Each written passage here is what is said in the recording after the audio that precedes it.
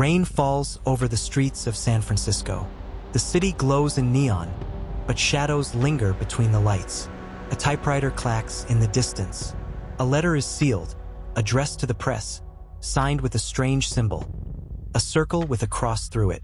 It is the late 1960s. America is restless. The Vietnam War rages. Protests fill the streets. And in California, a killer emerges who doesn't just kill, he communicates.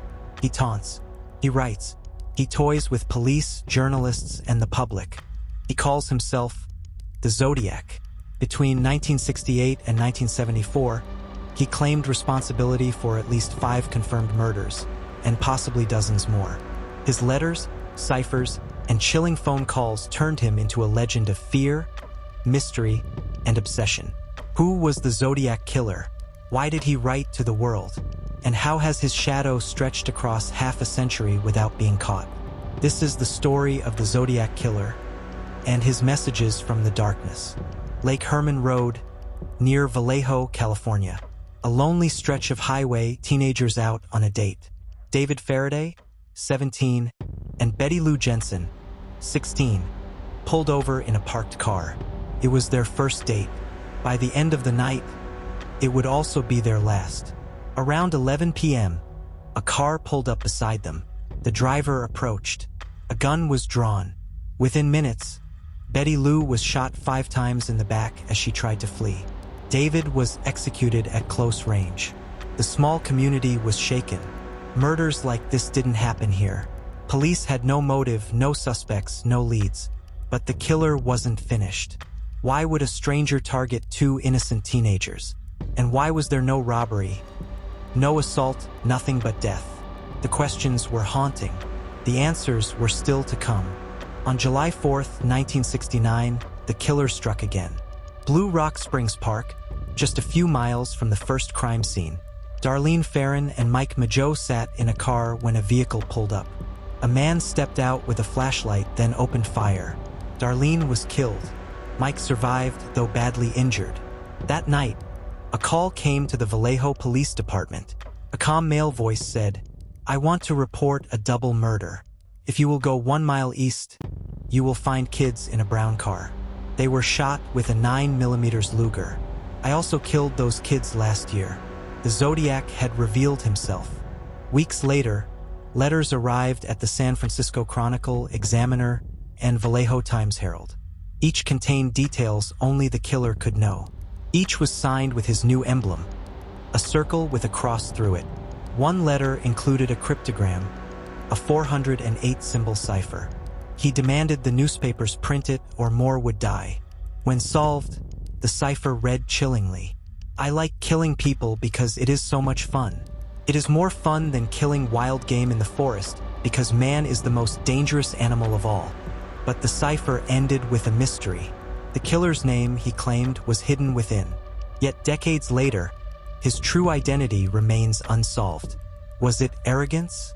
A puzzle? Or a clue the world simply couldn't crack? The Zodiac wasn't finished. On September 27, 1969, a young couple picnicked at Lake Berryessa. Brian Hartnell and Cecilia Shepard relaxed by the water when a man in a black hood approached. On his chest, the white crosshair symbol. He tied them up, pulled a knife, stabbed them repeatedly. Brian survived. Cecilia died 2 days later. The killer left a message on their car door. Vallejo, December 20th, 68, July 4th, 69, September 27th, 69 by knife. He was keeping score.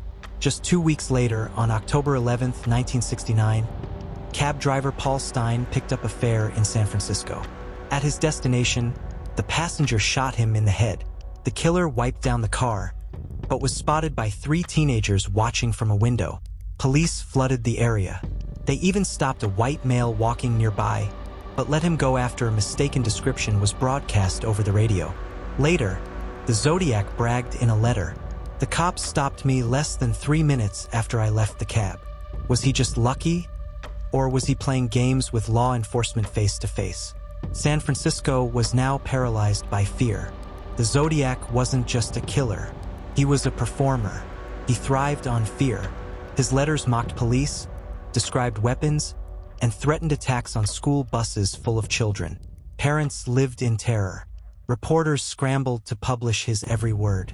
Communities across California were consumed by paranoia. Lovers avoided secluded roads. Families checked their locks twice. Teachers scanned playgrounds nervously. The media frenzy turned the Zodiac into a household name. He was no longer just a killer, he was an urban legend in real time. But behind the panic were families shattered. Mothers buried their children. Survivors lived with scars, both physical and emotional. Police worked desperately, but leads dried up. Thousands of tips, dozens of suspects, no answers. Was Zodiac an ordinary man hiding in plain sight? A genius criminal mastermind? Or someone the world never suspected? Over the years, countless suspects emerged. Arthur Lee Allen, a schoolteacher with a troubling history, obsessed investigators for decades. He owned a Zodiac-style watch with the crosshair logo. Survivors even tentatively identified him, but DNA and fingerprints never matched. Richard Gajkowski, a journalist, drew suspicion because of his cryptographic knowledge and proximity to the crimes. Others, from Ted Kaczynski to random drifters, were speculated upon. Yet every suspect seemed to fall short. Evidence was circumstantial, witnesses uncertain. Forensic technology lagged behind. In 2002, DNA was tested from Zodiac's letters. No matches. In 2020, cold case researchers claimed to have cracked the infamous 340-character cipher, revealing another taunt but no identity. The Zodiac seemed to fade, but his shadow never left. Had he stopped killing, moved elsewhere, or was he still hiding in plain sight, laughing at the world? The Zodiac Killer is more than a case. He is a phenomenon. Books, films, documentaries, even Hollywood adapted his story. The symbol of the circle and crosshair became etched in pop culture.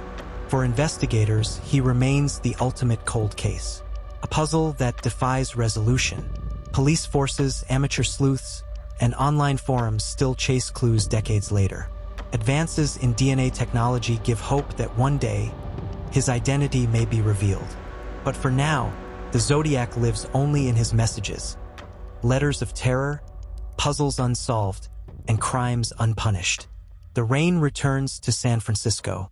The city sleeps, but fear still lingers in its alleys. Somewhere, in the shadows of history, a man once signed his name with a symbol. He promised he would never be caught. And to this day, he has kept that promise. If you're still here, subscribe, because cases like this deserve more eyes and more voices.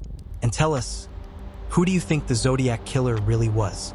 Leave your theories in the comments below, because somewhere someone knows the truth. And until that truth is uncovered, the Zodiac's shadow will haunt us all.